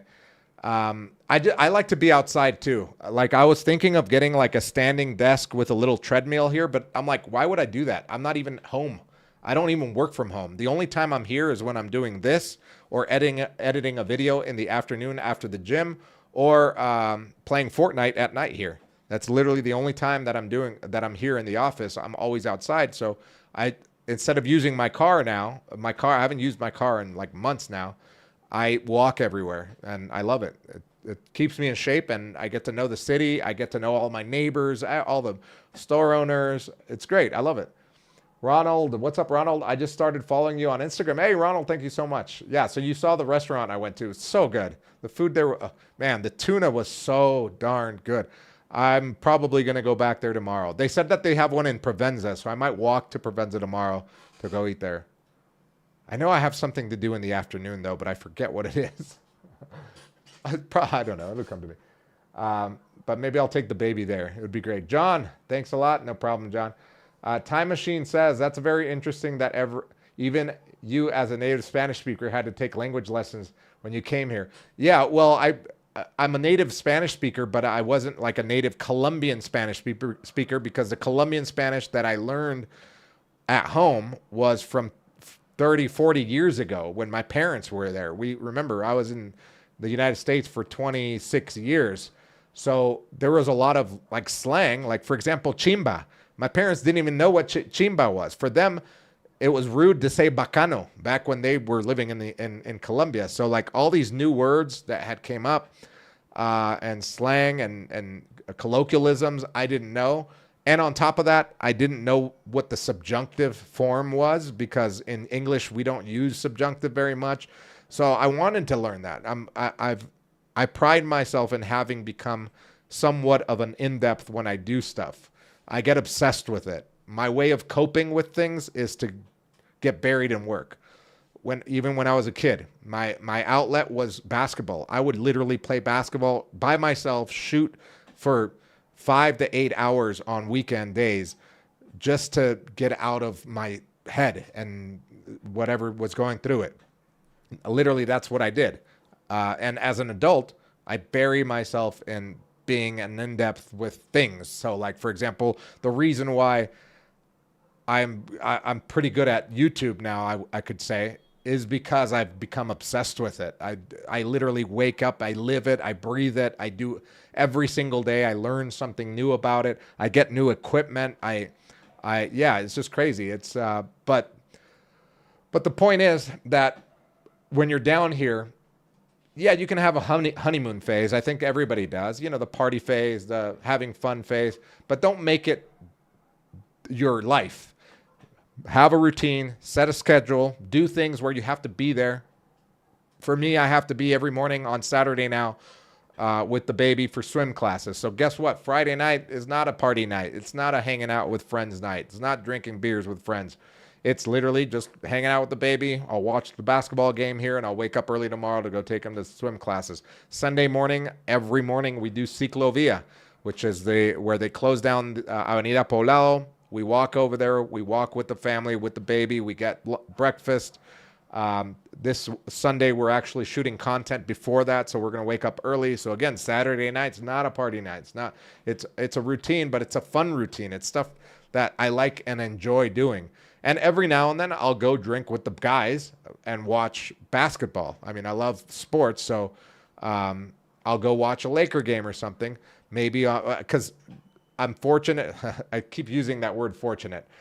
I've built a life up where I can basically do that any night of the week. I don't have obligation in the morning that I have to be in an office, at a job, at a meeting or anything any morning in my life. I actually refuse to do that because I don't want to do that. So I can do that any time of the week. But right now, my obsession is marketing, content creation for our businesses, which are the Medellin Masterclass, the Medellin Living Real Estate Company, and now our new one, the Nomad Spanish Medellin.com website. If you do want to learn Spanish down here with me, I'm just kidding. I'm not going to be teaching. But if you do want to learn Spanish in my neighborhood or the adjacent neighborhood where I used to live in Barrio Manila from 5 to 7 p.m., check out the link in the description to nomadspanishmedellin.com. You could do it weekly or monthly, but we're using the same system that Blink Spanish has, and they're a 5-star Spanish school here for 10 years. So they have a great system, and we've been creating content. We do have a YouTube channel for Nomad Spanish Medellin. If you want to go check that out, all you got to do is look it up on YouTube. It's brand new, but it'll grow. It's going to be fun. It's fun making that content, by the way. It's awesome. I'm not on camera. I'm behind the camera, so it's a different level of fun for me now. Although I do like being on camera, obviously I can't do everything. So it's been fun creating that. Most important says, if I'm out walking, running for 2 hours every day, not a fan of treadmills. Yeah. I do like the treadmill at the gym, walking at, because I can watch like something on while I'm doing it and listen to a podcast or something. I do enjoy that. And I do like watching like educational content a lot on YouTube. So I find that I could do that on the treadmill. But yeah, I much prefer to be out in the street. Chris says he grew up around Chicano Spanish, very different from me. I grew up surrounded by Colombians with Paisa Spanish as the only language in my home. Yeah, exactly. You definitely have a leg up there. Sam J says, overall in Colombia, how do you see the housing market? Are there going to be more buying of homes and condominiums for this year, or do you think it will slow down? I think it's, well, for us, we had a record month in January. Us personally. I don't know what other agencies are doing right now, but I think this year's another great year. I don't know if it's going to be a record year, but I think it's going to be on par from last year. Even though the dollar dropped, we thought that it was going to be a slow year. But like I said, January was a record year. We've got people coming in on in February this month. We've got people coming in in March, people planning for June, July. We have people planning like throughout the whole year to come down here to buy property. So I think what's happened is that the U.S. has kind of gone, some people think that the U.S. is going to hell in a handbasket right now with everything that's happening politically and stuff, economically even, the political climate, I guess like the division of people out there has gotten bad in certain cities. And then on top of that, the cost of living has gone up in many of the major cities, where Medellin has started to look more attractive to them despite the drop in the dollar. The good thing is that we live in a digital world, so a lot of these people can make money when they're down here. So buying a $200,000 property and getting a really nice apartment for that here, where they maybe live in Miami, New York, Los Angeles, or any city where you can't buy anything with $200,000, to them looks very attractive. And if they could be here, half time or maybe even full time, but at least a portion of the year down here and be productive and have a great lifestyle, and then go back to the United States, live their life, maybe downgrade over there to not be in such a chaotic city or whatever, and go back and forth for a few years. That's what some people are doing. But most of the people that have bought down here this year have been to live in. They're apartments to live in permanently. Like they're buying it to live in it. They're not going to rent it out. And they're relocating, which for me was a pretty big surprise because of all of the stuff that happened between the Colombian president and the U.S. president, and then the dollar dropping significantly in value against the peso. I thought it was going to be, we're like, oh man, we got to start another business now or what? And but we kept chugging along with the marketing, and we had a record month last month, and this month has been really good as well. So to answer your question, I think that it's going to be on par. If the dollar does adjust, we might just have like another bonanza here of people coming down here, because it seems like a lot of people just want either a plan B or just to get out of their country. And it's not only the United States. We've got Canadians that are rushing down here, Australians, New Zealanders, Europeans that are coming down here. We've got Mexicans, Puerto Ricans, Dominicans. We've had people from the Dominican Republic come down here, join the masterclass and or buy a property through us. So there are other countries. The majority is from the United States, though. Most important says, Wondering like if wearing AirPods while running is papaya. No, that's not papaya. No, you can wear AirPods. I wear the Shock bone conduction. Yeah, I don't know if you've seen those, right? The Shocks bone conduction headphones. I use that every single day as I walk every day. And no, that's not giving papaya because most people can't tell if it's real or not. If leaving it alone somewhere and going to the bathroom, that's giving papaya because someone will pick it up, or the chances of someone picking it up is high. It's not going to happen in like a cafe like in El Poblado, but it might happen in a lower income neighborhood. Yeah, the Shocks. Yeah, I love those. I love those because I could hear everything on the street, but I'm also hearing the thing inside. The thing I don't like about it is that there's no noise canceling, obviously, because it's outside of your ear. So if I'm walking down like a busy street, sometimes it's just not loud enough, and I have to wait until I get out of that busy street. But overall, I'm very happy with the Shocks. Okay, so step number 5 or point number 5 is doubling down on what works. When it comes to business or my life, I double down on what is working. In business, for example, when we found that client in the drug and alcohol rehab space for digital marketing, we doubled down on that and we started to make more money. Here in Colombia, with the businesses that I have here, real estate, I found when I bought my own properties and put them up on Airbnb, I noticed that the rate of return was high. So I doubled down on that and I created a real estate company, or a brokerage firm. Same with the masterclass. The masterclass, there are people relocating here, and they are people that have a budget of over $3,000 a month. Some of them have tens of thousands of dollars a month budgets where this is like a secondary home for them. And that market has been growing in Colombia. Colombia, or at least Medellin, is attracting that type of person, not just the backpacker, not just the weekend party person, but attracting people that are wealthier, that want to live here or be here part-time, want to invest in the country, want to start a business out here, hire local talent. So I doubled down on that, and we created the Medellin Masterclass, and that's been going awesome. By the way, if you are interested, if I am describing you, there is a link in the description below to do a one-on-one call for the Medellin Masterclass, where we're giving a limited time discount if you do take that one-on-one call. So click on the link below, fill out the form, schedule your one-on-one call, and you'll join our community. But yeah, so doubling down for me on the things that work has been very beneficial in my life, business-wise. Same with my lifestyle and life. So this is what I suggest that people do when they come down here. Double down on what works. What to double down on?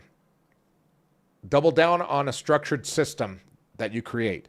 If you realize that, like, hey, I kind of enjoy waking up at 4 o'clock in the morning, going to the gym, instead of going 3 times a week, why not go every day? If you do enjoy it, why not go every single day and make that part of your routine? Maybe take Sundays off or something. I did that going to the gym at 3 p.m. I was going just once a week, then twice a week, and I'm like, I actually like this and I enjoy this. So I go every single day, and I take sometimes Saturdays and Sundays off. Sometimes I'll go on Saturday as well, as long as I have time. Because, Saturdays, Sundays is like family time or friends time. Sometimes we have birthday parties to go to, etc. The thing that you should double down on as well, and that I have, is health. The healthcare system in Colombia is very cheap compared to the United States. For a person like me in my mid 40s, with no big medical history, the top notch plan, private health plan, is about like $1,700 a year. So I doubled down on that. I joined that, and not only am I part of this great plan that I have, but I use it. It covers mental health. I use it for mental health issues, right? Going to a therapist. Physical therapy. I've got knee problem, hand problem, back problem, physical therapy. Double down on the things that are working, and it's made my life better. So health-wise, I've doubled down on that. I use AI for my diet. I'd use AI for even going to restaurants. Now I do it. I do it so much, or I did it so much, where I can look at a plate of food and kind of know what macros I'm dealing with there. I did start with having. I still have the weight. Sorry, the scale, the food scale. So I started off weighing stuff, and to the point now where I don't have to weigh every single thing in order to know the macros that I'm intaking. So that helped me in my weight loss journey. A year and a half ago when I started. What's up, Felix? Felix says, please answer. Felix says, you put hands up. Is that hi? Hi, Felix. Ruben, what's up, Ruben? Ruben says, hi. Do you think it's clever to invest in property around Medellin since they plan to extend the railway? Yeah, I think you have to be kind of... I think it would be smart, but it just depends on the infrastructure around where you're going to be investing. Because, for example, it happened here, for example, inside the city where they've built extensions to the metro. For example, they built extensions in the metro in downtown through Buenos Aires. And Buenos Aires was already a busy area, and it has great infrastructure. And they added the light rail that goes all the way up the hill through all of downtown and up into the lower income neighborhoods up there. And Buenos Aires blew up. If you had a property there and you bought it for $10,000 10 years ago, today it's probably worth 10 times that, right? Maybe more. And on top of that, if you own that property, what a lot of people did was refurnish it or refurbish it or remodel it and put it up on Airbnb. And now they're making a hell of a return. If they bought it 10 years ago for $10,000, they're making a hell of a return.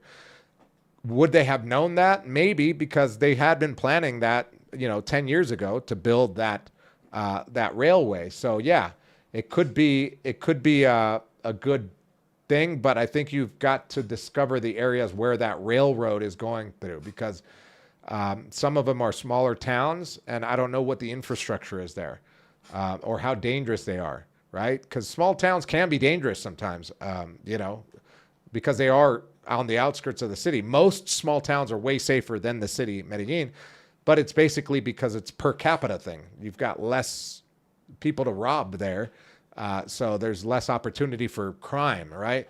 But anyway, I think it's a good question. It's something to ponder. I'm going to think about it and study it to see what are the small towns that railroad is going to hit. By the way, the people that don't know what we're talking about, they're building a railroad, or they're planning to build a railroad in the north of Medellin, going to all the small towns north of Medellin for quite a long distance, so that people have access to the city from those small towns. Because right now, if you live in one of those small towns, you're taking a 2-hour bus ride. I had students that would take a 2-hour bus in the morning to come do English classes with us at Blendex, when I was a teacher there, and then 2 hours back home. That was normal for them. So yeah, imagine building that railroad is going to be built. I mean, Medellin, bro, if you think that you've missed the boat on investing in Medellin, you're going to kick yourself in 10 years.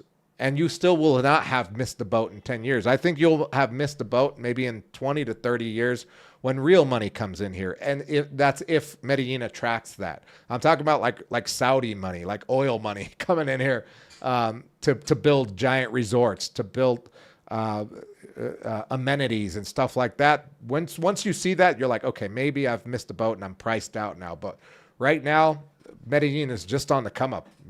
We didn't even have 2 million visitors last year. And that was a record. It was 1.8 million visitors. And that was a record for Medellin. And if you think about like a city like Paris or Miami, they have like 40 or 50 million a year. So we're baby steps right now. And the more that Medellin gets safer, more infrastructure, more transportation, better internet, better drainage and sewage, all of that, and more opportunities for the lower income people, the higher the opportunities are going to be here. So I think this is probably the best time. The best time to do, what do they say? An old Chinese proverb, the best time to plant a tree was 10 years ago. The next best time is right now. Felix, let's say around Copacabana, so invest in land. Yeah, Copacabana is good. I would love to buy a finca, and I was looking at fincas last year, and I looked at a couple in Copacabana. I don't mind Copacabana. I like Barbosa area, Girardota. I like Girardota.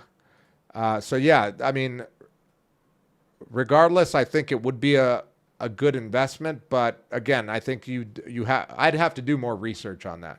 If it's just pure investment, the reason I want to buy a finca out there is more for lifestyle than investment. But yeah, if it were just a pure investment deal, then would 10,000, let's say you want to buy a land in Copacabana for, let's say, $20,000 or maybe $50,000 because it's like a big piece of land, undeveloped land.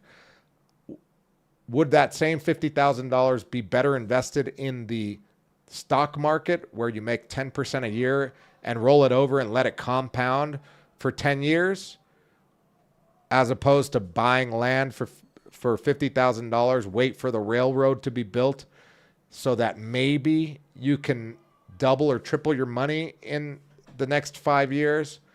I don't know. That's the research that I would do. Like, if it's pure investment, does it beat the stock market, first of all? Number two, does it actually beat out buying a property in the city in a producing apartment that already exists where I can literally start making money on Airbnb right now? Is the rate of return better? So you have to weigh your options there. Jamie asks, are you planning on offering partial shares or group funding projects on properties in the future? Yes. That's one of the projects that we're starting this year in the Medellin Living Real Estate Company. Is a kind of like a joint venture. You could call it kind of like a REIT, real estate investment trust type of deal that we're going to be doing for a building that we want to build here. So once that is going or it's getting started, I will be announcing it here and obviously opening up for shares, but we need to get all of the legal documentation done and our business plan done. That's where we're at right now. We're barely doing a business plan on it. So it'll take a few months, but once it's up and running, I'll let you know. I'll announce it. Carlos says, if you could move back to the U.S., would you do it? No, I would not move back to live in the United States if I could. If Donald Trump came over here and says, Andrew, here's your gold card, like, thank you. I can visit now. I would use it just to visit. As a matter of fact, I might not even accept it because I wouldn't want to have to declare taxes in the United States. That would be a nightmare. So I would probably say yes. And then obviously, I mean, my personal liability is very low. I've mitigated it because I have my businesses. Everything's owned, not in my name. So that wouldn't be much of a problem, but maybe in the future it would, but I wouldn't live there permanently. No, absolutely not. Not when there's a whole world to discover. Medellin is my home now. It's my home base, but I do plan on traveling as my kid gets older to other countries and exploring the world with him. I think that would be super awesome. One of my dreams is actually to buy a souped up like Sprinter van or a souped up type of van that's a 4x4 where I could travel all of Latin America driving and going to baseball games in Latin America and soccer games, all the soccer stadiums, like the famous ones, all throughout South America. That's like a dream of mine. It was a dream of mine in the United States. I had a childhood friend whose parents rented an RV for a year, and they did all of the baseball stadiums in the country for, it wasn't even a year. It was like 3 or 6 months or something like that. And I'm like, man, when I grow up, I want to do that. And then obviously I was deported. So now my dream is to do it in all of South America. And I want to discover the rest of my country and other countries around here. So that's something I would do. And of course I would be making content. So I'll take you along with me. Yabba dabba doo. What's up? What are your thoughts on the beach being built there? I don't know what my thoughts are on the beach being built here. I think if the paisas are doing it, it's going to be well done because Medellin has proven to tackle these big deals, these big um, city-changing things very well. For example, the mayor, the same mayor that's proposing the beach, had proposed the beautifying of the parks around the river, and he did that, and it's great. There are a lot of little parks around the river, including Parques del Rio, which is the biggest park around the river, where they do the Christmas lights and everything, and it looks awesome. It's great. One of my thoughts was like, well, it's pretty close to downtown. That's going to be full of bums, but it's not. They've policed it very well. They've got private security. They even have a little co-working cafe there, which I've gone to, lunch spots. It's a great, if I was a Laureles person, I would live in that neighborhood, which is Conquistadores, next to Parques del Rio, because it's awesome. So I do believe that the beach is going to be a success. It was one of my worries. I'm like, well, if they're building a beach, isn't that just going to be like a free shower for all the bums that live in downtown? But I'm assuming that it's going to be similar to Parques del Rio, where they have private security. They've got little shops or little restaurants, etc. And they're not going to allow that to happen in there. So, and of course, it's going to increase the property around there. The property value is going to skyrocket around there, I think. Hopefully. Carlos, what's up? He says, awesome, thanks, no worries. Alejo, what's up, Alejo? What do you think about Tour Baby growing up in Medellin? Which are the advantages? You mean like the advantages of having a kid or raising a kid in Medellin? Well, that's a lot less expensive to raise a kid in Medellin than in any developed country. For one. Number two is that I feel like when I talk to kids here, they're smarter. I don't know if they're just smarter, but they're just savvier. I don't know. Maybe it's because Spanish is such a complex language and a romantic language that when you hear a kid, like a little 5-year-old speaking in fluent Spanish, you're like, wow, that's a lot of verb conjugation that you don't have to do in English. English is a very basic utility type language, whereas Spanish is more complex. So maybe that's why they seem smarter. But I feel like if you're raising your kid down here and you do have the budget for it, they could be in a great school where it's a bilingual school, or an international school, even better, where it's all in English. That's the school that I want to put my kid in one of those schools where the whole from K to 12, every single class is in English except for Spanish class. They have one Spanish class every year, but every other class is in English. And then on top of that, they graduate with the equivalent of a GED, so that they can transfer into a university anywhere in the world, or at least in the United States. Michael, what's up, Michael? Thank you so much for the $4 dono. How many Canadians do you think live in Colombia? I don't know. A lot. I have a lot of Canadian friends here. I mean, it's probably definitely in the hundreds, maybe in the thousands. I know a good amount. But what you should do is look up the Facebook group Canadians in Colombia, or Canadians in Medellin. There are groups. There's a WhatsApp group as well. You can look it up in the MDE community for expats, and then you can ask, hey, any Canadians here? In our Medellin Masterclass, we have a few of the 50 plus people that are in the Medellin Masterclass. There are quite a few. What do you call it? Canadians. Wait, didn't Canada play in the Olympics? Oh no, that was yesterday. I think they won, right? We're trying to figure out who they're going to play in the semifinals, right? So step 5 is to double down on what works down here. And I already told you, double down on structuring your system, double down on community, building friends, speaking the language, learning the cultural things that people do down here, the festivals, the festivities, learning all that and where people go to celebrate those things. The family-friendly stuff is awesome, but there's also like adult things that are not like crazy. For example, like during Christmas, there's a lot of events where adults go and dance like traditional music, and they drink and they have fun. It's not just reggaeton out here.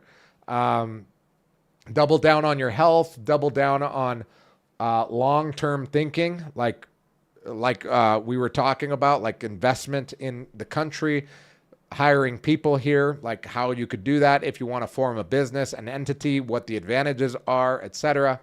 USA and Canada on Sunday. Oh, that's going to be a big one. You know I'll be watching that. Oh, man, you know I'll be watching that. Man, I just got chills. I love sports. It's like one of the most American things about me is sports and barbecuing. That's like my two loves of the United States and so I love the Olympics. That's going to be great.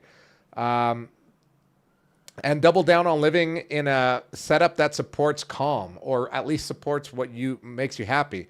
So when you find a neighborhood that you love, double down and stay there for a month or two instead of just a weekend or a week trip. If you're really considering living here long term, tour different neighborhoods. Stay for a couple weeks in a certain neighborhood, and once you love a neighborhood, live there a little longer, and then say, okay, I think I want to buy an apartment here, and then you can do it the local way. You don't have to go through a brokerage account. A broker. You can use a broker. A lot of locals use brokers, but you can also walk the neighborhood, talk to the guards, ask. And then obviously, once you ask and you get a phone number to an owner that's selling an apartment, you can contact us at the Medellin Living Real Estate Company. And there's a link in the description. You can contact us or just go to our website or our Instagram and contact us directly and say, hey, I found a property in this neighborhood. Can you guys help me to do the buying process? And guess what? You're the buyer, so you don't pay us. We get paid to do the seller. The seller pays all commissions in Colombia. So we work for our sellers and do an amazing job. That's why we've been so successful the last year and a half since we've started the company, because we work tirelessly so that not only you understand the process and you're comfortable with the process, but we also analyze it so that you are confident in the investment that you're making. Because even if it's a lifestyle purchase, because you're going to be living in it, you love the neighborhood, we also believe that it should be a good investment. You're not getting gypped on the price. You're not buying something that's falling apart. In Colombia, it's not normal to do a walkthrough with a contractor. Here, we always suggest it to our clients. We've got our contractor ready to go. We say, okay, we like this one. Let's get the contractor in there, look at all the legal paperwork. Before we even make an offer, we can see all this and do all this.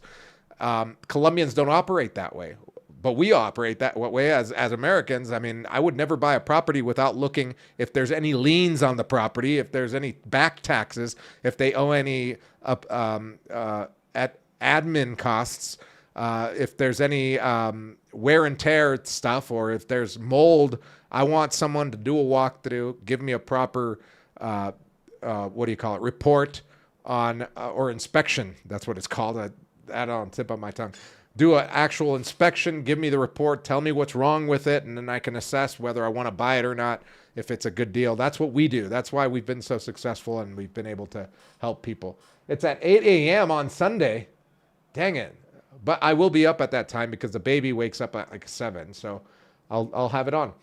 How do you determine whether someone is a Laureles person or a Poblado person? Is there a runner-up neighborhood? I think the neighborhood just depends on your lifestyle and what you... I'll give you a quick story. My friend, and I'm going to say his real name because he's a good friend, amazing person. I've made a video with him. He's on one of the videos on my channel, so I don't think he would mind me sharing his name. His name is Barton.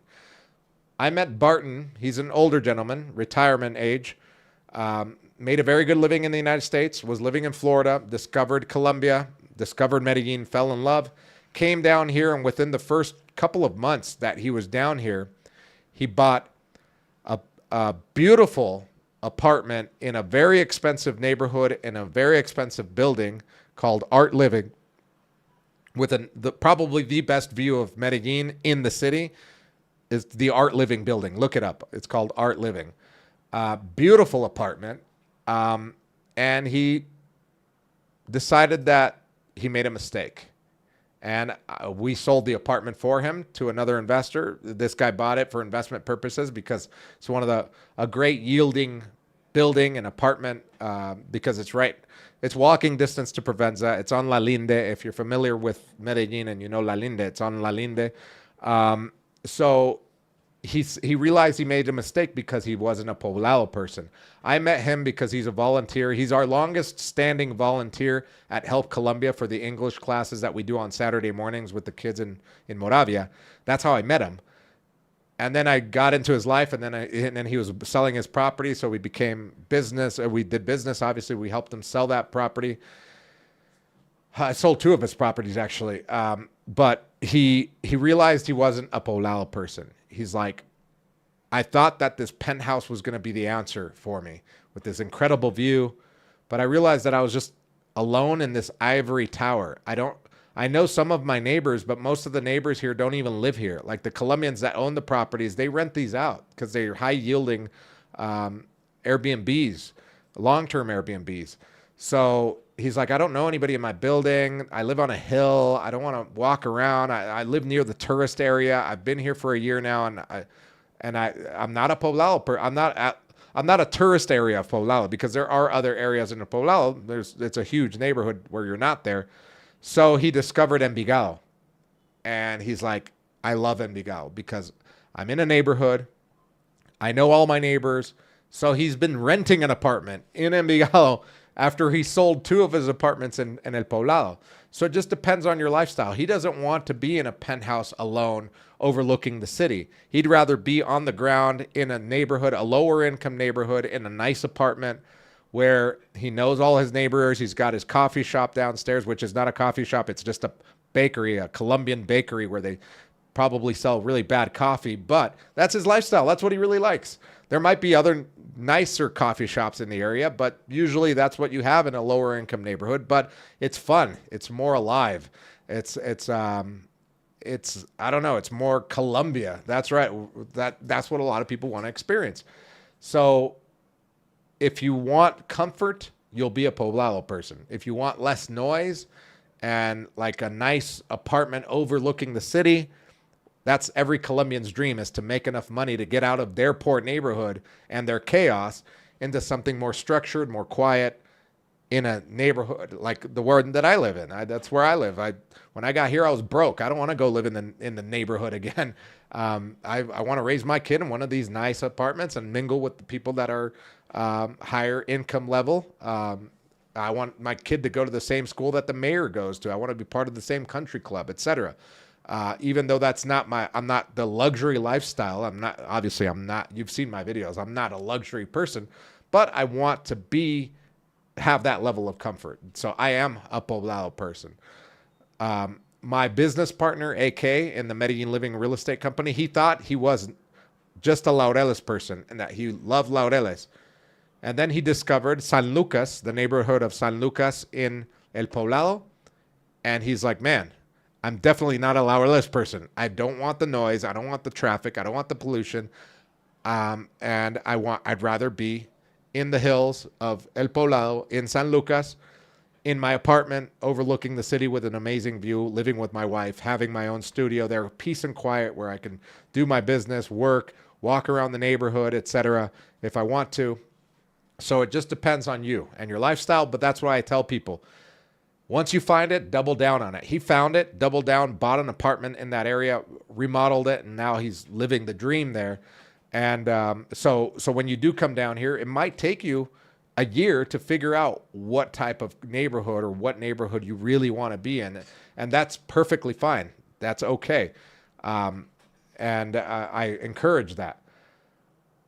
All this being said, to recap, you want to fix your income. You don't want to live like you're on a vacation. You want to double down on the things that work, like community stuff, Spanish classes, dance classes, whatever works for you, your routine, building a routine and doubling down on that. And once you're ready to relocate down here, again, there's a link in the description below to the MedellinMasterclass.com one-on-one call. You'll get a discount if you do that call. If you don't want the discount, you just say, oh, I'm ready to go. You could go to MedellinMasterclass.com and click on the button there and purchase it. But I recommend doing the one-on-one call. It's just a lot better, and you get the discount. So Medellin makes your life better, but only if you do it in the right order, right? Fixing your finances first, preparing for the friction part of Colombia, which is like paperwork, banking, visa applications, buying a property, or even just renting a property, getting ready for that. And then forming a routine once you are actually down here, and to make your relocation smoother, to make your life smoother, getting into some sort of routine that covers the 4 basic things. That is, having some sort of direction, passion, keeping your health in mind, and making an impact on society somehow. It doesn't mean that you have to start a nonprofit organization, but maybe helping out in other ways, maybe volunteering, maybe just going to language exchanges and helping someone with their English at the language exchange while you help. Even that rudimentary type of thing where you're involved in the community and you're giving back, going to a language exchange is basically like volunteering time, but you're also getting something out of it because you're practicing your Spanish with someone. And there are a ton of language exchanges out here, which you could do. So doing that kind of stuff, getting into those routines makes your life better, and it gives you a better chance of living here long term, I think. So the city, for a lot of people that do fail out here and then blame the city, most of the time the city is not the problem. The problem is their system. The problem is that they just weren't ready to relocate. They just didn't have anything prepared, and they didn't have a structure. So they just kind of winged it and then met all this friction that they weren't ready for, and then decided that this country sucks and the city sucks. I hear it all the time. The women suck. They only want money out of you. Well, if you didn't prepare for this, and you didn't know this, and you didn't know that there's a class system here, you're chasing the wrong women, and you're not getting into the circles where the right women are for you, then you can't blame the city. But some people are idiots, right?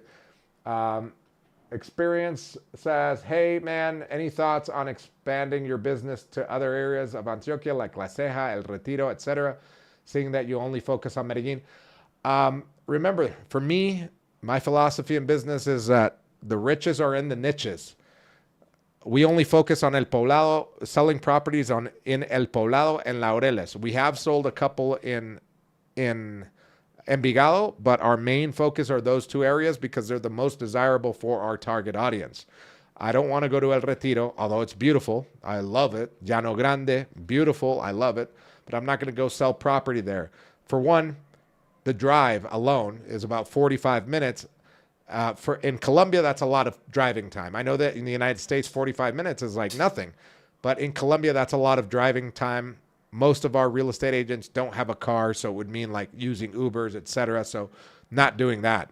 And on top of that, I want to be known as like the Medellin guy, the El Poblado guy. Like if you want to relocate and buy a property and you're a foreigner or a Colombian living abroad and you need help, or if you're a local that wants to sell their property quickly and efficiently, you contact MedellinLivingRealEstate.com. Otherwise, if you're looking for something in El Retiro, contact my friend Ian Palmer. He's got his own YouTube channel called Expat Crib, right? I think that's what it's called, Expat Crib. On YouTube, he's got his own channel. He focuses on El Retiro. I always refer clients to him that come down here. And he's Canadian, by the way, for the Canadian fellows and gals that are looking for a fellow Canadian. He's been here for as long as I have, about 16 years. But he focuses on selling in all of Medellin too, but El Retiro, because he lives in El Retiro. Paula says, thank you for your thorough response and story. No problem, Paul. Not Paula, Paul Ramirez. Ian loves El Retiro. Yeah, I love El Retiro too. I just don't live there, and I don't do business there, and I don't want to do business there because I want to focus on my bread and butter, which is my target audience coming to Medellin and wanting to be in El Poblado or Laureles.